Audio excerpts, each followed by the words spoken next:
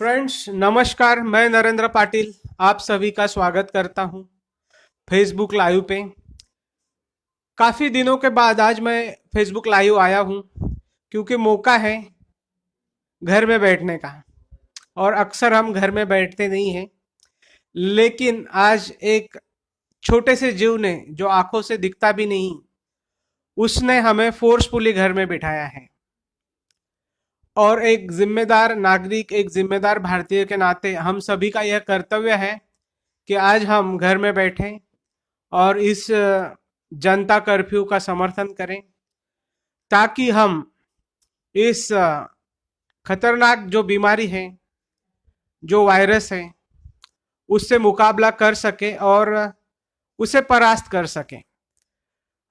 ये जरूरी नहीं है कि अक्सर किसी को हराने के लिए हमें घर से बाहर निकलकर उससे लड़ाई लड़नी पड़े।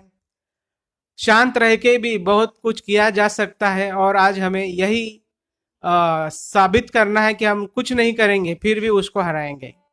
हाँ दोस्तों, तो हम एक जिम्मेदार भारतीय के नाते हम सभी लोगों का यही कर्तव्य है कि घर में रहें और घर वालों को समय दें और घर से ही हो सके तो जागरूकता फैलाएं। सही बात है दोस्तों। तो आज हम भाई ये परिस्थिति क्यों आई, इसके बारे में चर्चा करेंगे। कोरोना एक विषाणु है, तो विषाणु की वजह से क्या हो सकता है इसके बारे में चर्चा करेंगे। फिर इम्यूनिटी के बारे में चर्चा करेंगे। फिर बहुत सारी बीमारियां होती हैं तो उनके बारे में चर्चा करेंगे और बहुत सारे चर्चा करेंगे। तो विषाणु खुद कोई जीव या जिंदा नहीं होता है, वो एक बायो पार्टिकल होता है। यानी उसे पोषक वातावरण अगर मिलता है तो वो हानि कर सकता है। तो बायो पार्टिकल क्या होता है? जैसे कि आपने देखा है कि अगर मोती, अगर सीप में कोई रेती का कण चला जाता है तो वो उसी के अंदर जो पार्टिकल्स होते हैं उसका यूज करके मोती बन जाता है। या आप जैसे कि एक सीड होता है, एक बीज होता है, तो बीज में जीवन तो होता है लेकिन वो खुद कुछ नहीं कर सकता जब तक उसे बोया नहीं जाता। मतलब उस बायो पार्टिकल को उचित वातावरण मिलने के बाद वो बीज पौधा बन जाता है, फिर फल आते हैं, फिर अनेक बीजों का निर्माण करता है। वैसे ही वायरस एक बायो पार्टिकल है, वो जीवित नहीं रहता है, लेकिन अगर वो शरीर में प्रवेश करता है, ह्यूमन सेल में प्रवेश करता है, तो वहां के जेनेटिक्स को यूज करके वो अपने आप को डुप्लीकेट करता है और अपने जैसे बहुत सारे वायरसेस को उस सेल में डुप्लीकेट करता है। और ऐसे बहुत सारे वायरस अगर एक सेल में बन जाते हैं तो उस सेल की वॉल को वो ब्रेक करते हैं और दूसरी सेल में पहुंच जाते हैं और इस तरीके से वो पूरे शरीर को प्रभावित करते हैं और शरीर की जो नॉर्मल प्रक्रिया है उसके चलने में बाधा निर्माण होती है। यही विषाणु का कार्य होता है। तो विषाणु ऐसे बहुत सारे, जैसे आपने डेंगू सुना होगा या मलेरिया, राइट, HIV, ये सारे आज के तारीख में हम सुन रहे। कोरोना, इसके पहले हमने H1N1 के बारे में सुना था, सार्स, राइट, इबोला के बारे में सुना था। तो विषाणु पहले से जीवित रहे हैं और अभी भी है और आते रहेंगे। अब इबोला, अभी जो कोरोना की बात है, ये नया विषाणु है और इसके ऊपर पर्याप्त रिसर्च नहीं है और ये ह्यूमन टू ह्यूमन ट्रांसफर हो रहा है और इसकी वजह से पूरे दुनिया में तहलका मचा हुआ है। और इसीलिए हमारा फर्ज बनता है कि भाई इसका ह्यूमन ट्रांसपोर्टेशन रोका जाए। एक इंसान की सांस से या उसके छींक से या उसके खांसी से जो ड्रॉपलेट निकलते हैं और उससे दूसरा व्यक्ति प्रभावित हो जाता है, राइट। तो ये इसका फैलने का जो मेन सोर्स है वो हमारे हाथ भी हो सकते हैं, क्योंकि इन्फेक्टेड जगह पे हम टच करते हैं और फिर वही हाथ हम चेहरे को, नाक को, हमारा हाथ बार बार जाता है तो उसे इन्फेक्शन हो सकता है। तो विषाणु बेसिकली, इसे अगर कोई होस्ट ना मिले तो 12 से 14 घंटे में मर जाता है। तो आज का जो 22 मार्च का जो प्रोग्राम है कि भाई हम घर से बाहर ना निकले, ताकि ये जो वायरस है इसको नया कोई होस्ट ना मिले, और जो बाहर कई जगह पे अभी स्टिक होके बैठा है उसको होस्ट नहीं मिलेगा तो वो अपने आप मर जाएगा। मतलब यही एक कारण है कि भाई आज हमें घर में बैठना है। दूसरी बात, क्या ये जो कोरोना है या और भी विषाणु है, ये 100% लोगों को इसका इसकी तकलीफ होती है या 100% कैजुअलिटी होती है? तो डेफिनेटली 100% कैजुअलिटी नहीं होती है, क्योंकि यहाँ पे बात आती है इम्यूनिटी की, राइट? तो कोई भी डेंजरस वायरस हो या बैक्टीरिया हो, इनसे लड़ने की पर्याप्त शक्ति हमारे अंदर होती है, और इसी को जीवन शक्ति कहा जाता है, इम्यूनिटी पावर कहा जाता है। हिंदी में हम इसको रोग प्रतिकारक शक्ति कहते हैं, राइट? तो जिस भी इंसान में ये इम्यूनिटी पावर पर्याप्त है, वायरस से वो अफेक्ट होगा लेकिन उसका शरीर उसके ऊपर विजय पाता है। और इसीलिए देखा गया है कि अक्सर इससे पहले भी वायरसेस का अटैक हुआ है, जैसे कि इससे पहले हमने देखा था प्लेग आता था हमारे देश में, राइट? और बहुत सारे लोग मर जाते थे, लेकिन सभी लोग नहीं मरते थे। तो मरता मतलब मृत्यु किसकी होती थी? तो जो जिसकी इम्यूनिटी कम है, ऐसे ही लोग मृत्यु होते थे, और जिनकी इम्यूनिटी पावर स्ट्रांग होती थी वो उस वायरल अटैक से बच जाते थे, राइट? तो अब सवाल यही पैदा होता है कि भाई इम्यूनिटी कैसे बूस्ट करें? तो डेफिनेटली इम्यूनिटी बूस्ट करने के लिए हमें कुछ अच्छी आदतों का स्वीकार करना पड़ेगा। फॉर एग्जाम्पल, व्यायाम करने से हमारे शरीर की इम्यूनिटी बढ़ती है। तो जिम में जाके घंटों आप वजन उठाना जरूरी नहीं है।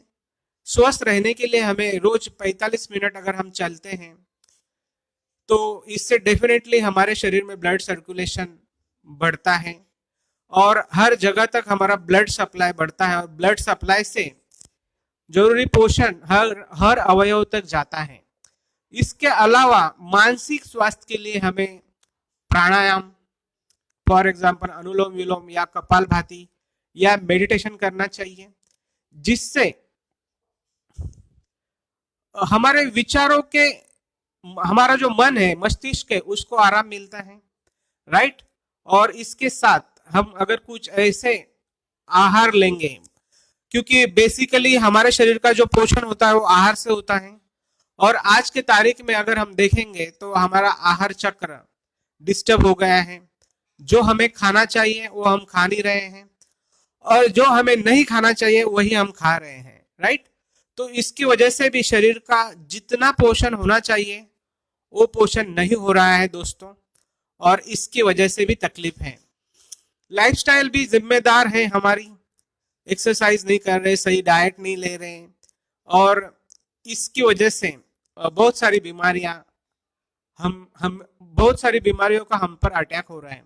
बीमारियां पहले से भी रही हैं, राइट? ऐसी नहीं कि बीमारियों का जन्म आज ही हुआ है, बीमारियां पहले भी रही हैं और बीमारियां आज भी हैं, लेकिन आज के तारीख में बीमारियों का प्रमाण बढ़ चुका है।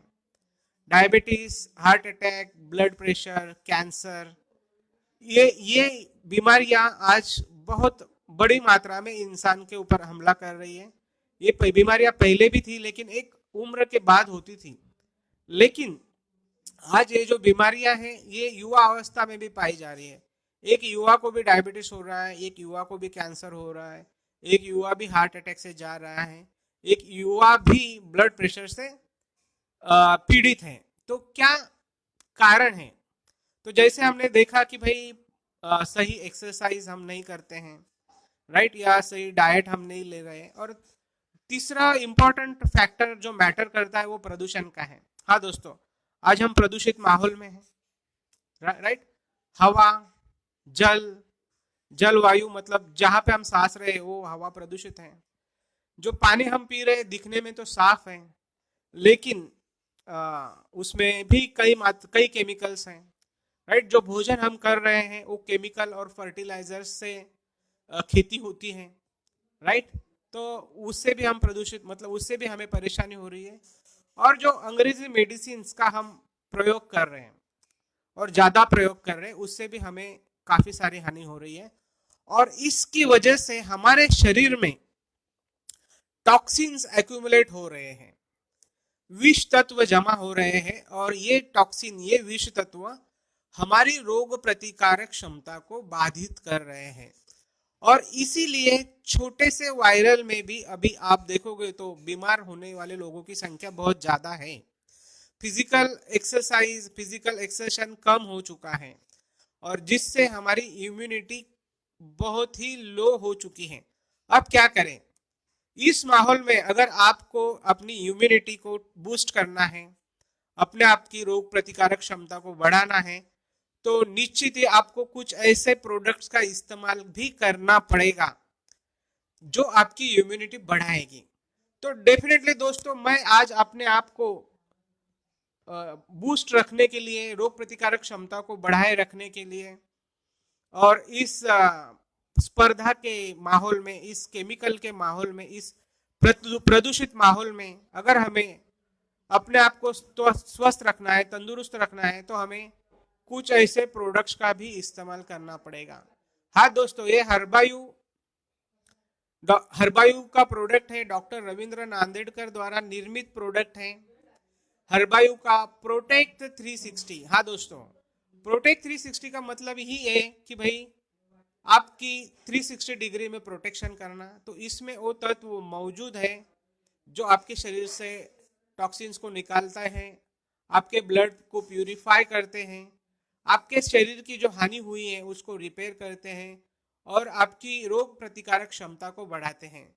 तो दोस्तों, इस माहौल में चुस्त और तंदुरुस्त रहने के लिए मैं रोज प्रोटेक्ट 360 लेता हूं, और इसके साथ डायबिटी का भी सेवन करता हूं। राइट दोस्तों, तो यही सारे उपाय हैं। अगर आप इस प्रोडक्ट को लेते हो आज के स्पर्धा के माहौल में, तो डेफिनेटली आपको फायदा होगा। आप इसको नहीं भी लेते हो तो आपको आपके जीवन शैली में बदलाव लाना पड़ेगा, सही एक्सरसाइज करना होगा, सही खान पान लेना होगा, राइट, और मेडिटेट करना होगा, खुद के मन को शक्ति देनी होगी। तो आज के इस दिन, इस जनता कर्फ्यू के मौके पर आप सभी को बताता हूं कि आज के दिन हम डेफिनेटली घर में रहेंगे, बाहर नहीं जाएंगे, और इस मूवमेंट को सपोर्ट करेंगे और इस कर्फ्यू को सक्सेसफुल बनाएंगे। तो आपने मुझे लाइव देखा, इसके लिए थैंक यू वेरी मच। जय हिंद, जय भारत।